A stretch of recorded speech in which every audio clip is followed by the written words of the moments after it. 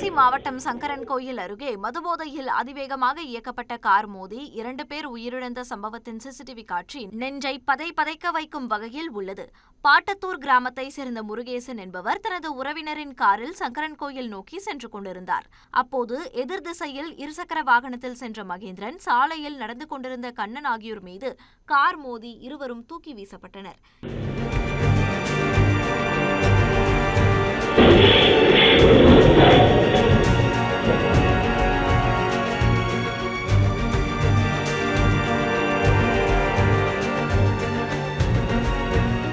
பொதுமக்கள் இருவரையும் மீட்டு மருத்துவமனையில் அனுமதித்தனர். ஆனால் சிகிச்சை பலனின்றி இருவரும் பரிதாபமாக உயிரிழந்தனர்.